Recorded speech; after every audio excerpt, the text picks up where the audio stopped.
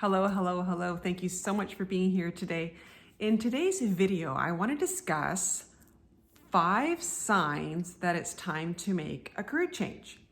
Now, you may not experience all 5 of them, but if you experience, at least 1 or 2, and it's been going on for a little bit, it could be an indicator that, just changing jobs or industry or making slight tweaks in your career might not be enough. It could be a sign that something deeper is going on. Now, if this is you and you listen to this video and you're like, wow, okay, I do want to make a change and you're not sure what to do, this is something I actually work with people in my Pathway to Purpose program. I'm going to leave the details below of how to contact me. I also have a free guide that's available now called How to Create the Professional Life You Love. If you're interested, I will also put that link below. But without further ado, here are the 5 signs that it could be time to make a career change. First one is, you are an ambitious person. You are career driven. You want to achieve things. You're a go-getter. You just want to actually have an impact in this world, but you don't have any desire to actually move up where you're at in your company or in your career. You're just feeling like, I don't really want to. And like I said, if you're normally a really ambitious person, this could feel really uncomfortable, like quite foreign to you. Like, why don't I want to move up? And it could be simply because you're not in alignment. That could be a really big sign that this is not what you're supposed to be doing. This is not what is tapping into your true potential. And I think that's a lot of what this is. If you feel like moving up is just going to give me more of what I don't want. If you find yourself thinking that moving up is going to give me more of what I don't want, it's not going to actually give me what I want.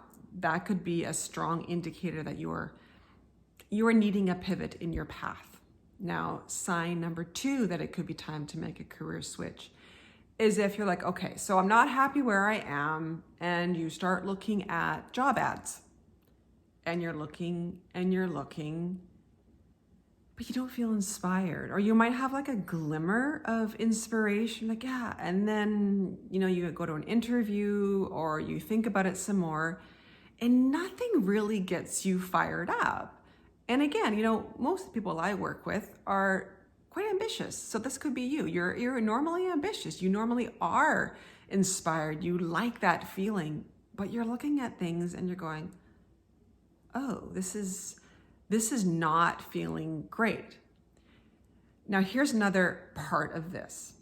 This is actually quite important, because if you are a super ambitious person, if you have a great resume, meaning you've actually accomplished some really amazing things in your career, you may actually have lots of opportunities in front of you. This actually happens with a lot of the clients that I work with.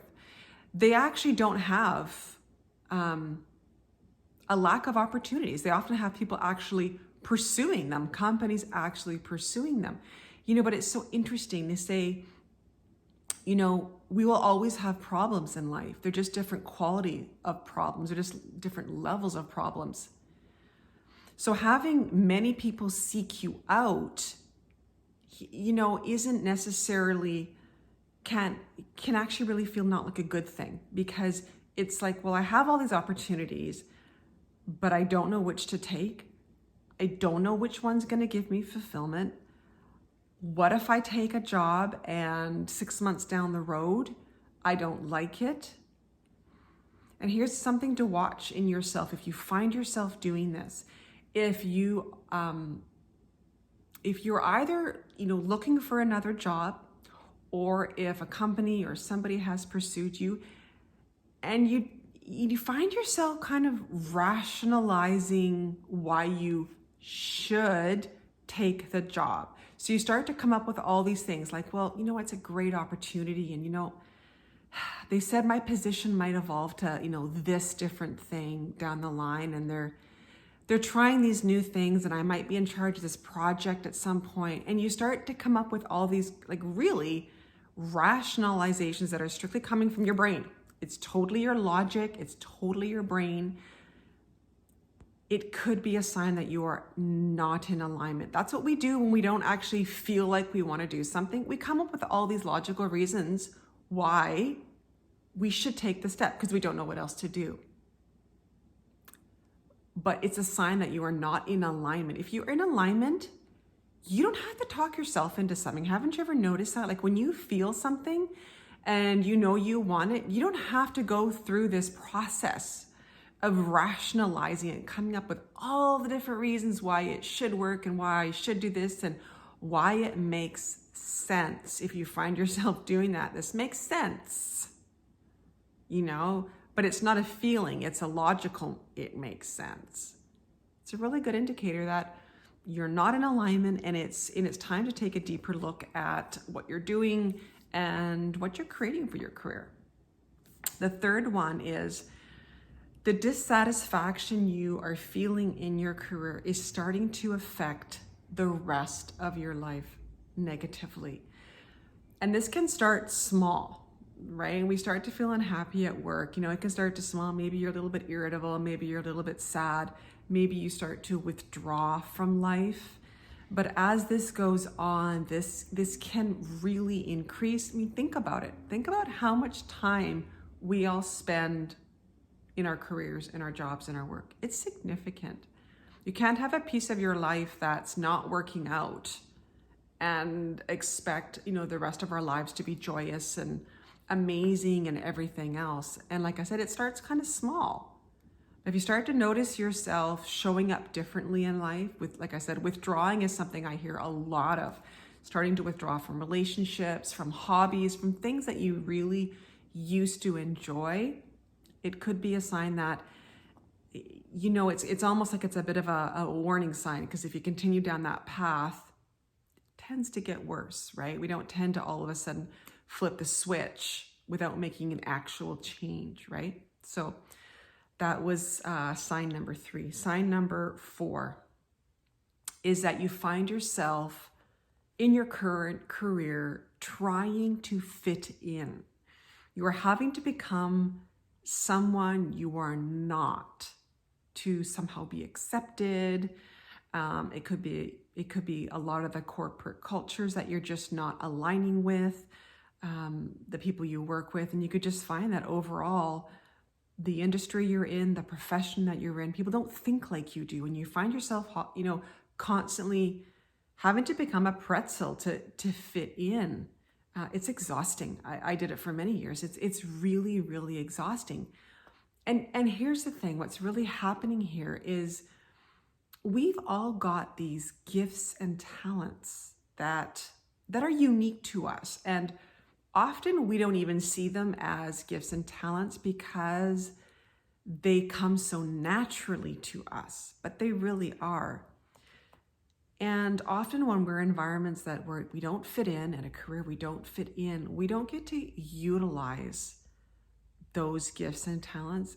And it often goes a step further where those gifts and talents are actually seen as negative attributes. So what can be our greatest gifts can actually be perceived by those around us as things that are working against us. And that's not a great feeling. And that's when we end up, trying to fit in, changing who we are, which you can't really do. It's just pretending, right? It's just pretending to be somebody different than you are. But that's a dangerous slope. That's a slippery slope. When we start disconnecting from who we are, when we start betraying ourselves, that's all I can say. It's a slippery slope to go down. Actually, I didn't plan on sharing this story, but it feels appropriate right now. This happened to me many years ago when I realized this, and I had one of those moments when I realized I was doing this, and I was actually standing in the powder room of my house. And I looked in the mirror, and I was going through some stuff, and I looked in the mirror and I said to myself, I don't even know who you are anymore. And that was a real moment. I mean, that was a pivotal moment for me when I realized I was giving up who I was to try to fit in. it doesn't work. All it does is we betray ourselves. That's essentially what it comes down to. And that's a hard road to come back from if it's something you are doing on a long-term basis. It really is. And me sharing this story is to really shed a light on this. This is not minor. This is not a little thing that you're doing. If this is you're constantly becoming somebody else to try to get people to accept you or to get a promotion or whatever that might be. It is a slippery slope to go down. So I just wanted to share that story with you. It's actually a deeply personal story. That's why I'm talking a bit slower, because it still actually brings up emotion in me. Because I look back and I go, wow, like, I can't believe I did that. And I'm so glad I realized that. And that was a real big course correct for me in my life. But it took a lot of work. It took a lot of work for me to dig myself back, to back out of that and to reconnect with myself. So that is number 4 tip, or number 4 sign. And the 5th one, this is a real big one that I hear from a lot of people, is that you've changed jobs a lot. You know, you could be changing jobs 2 or 3 times in a couple-year period, every 4 to 6 months. You know, you're changing jobs, and maybe you're at the point now where you've changed jobs a few times and you're recognizing that, wow, this isn't working. What now? What do I do? Like, you know, and there can be a fear that's coming up, and, you know, I'll say it's a legitimate fear. What if I change jobs again and I'm still in the same place where I still don't know what to do? I still don't know how to move forward. And like I said, that's a legitimate concern, because unless you know what's not working and what you need in place to actually have a career that you love, it's like you're just kind of winging it. It's like you're just hoping that it's going to work out. And like I said earlier in this video, if you're somebody who has all these opportunities that are coming at you, that can feel even more confusing, because your mind can be going, oh my God, I should be lucky. I should feel lucky. There's people who don't have these opportunities, and here I am, I've got them. It can actually compound that pressure. Like I should want one of these, right? But again, it can feel like you're really just taking a guess. And that's not a good feeling, because you're putting a lot of time and energy into something when you're taking a guess. So as I said at the beginning, if there are, you know, one of these, and of course there's more than this, I'm just mentioning some of the ones that I hear from people, and I, you know, personally have experienced most of these myself. So I know how that feels, and they're just an indicator that are saying, you know, take a deeper look. There's more going on here than just a switch, just a change in jobs industry again. There's something bigger going on here. So I'm going to leave this video here. I truly hope this has helped you and helped provide some clarity if you are in that position of being uncertain. Hopefully this has provided some clarity to help you move forward in knowing that looking a bit deeper is something you need to pursue. So take care, and I will talk to you soon. Thanks. Bye-bye.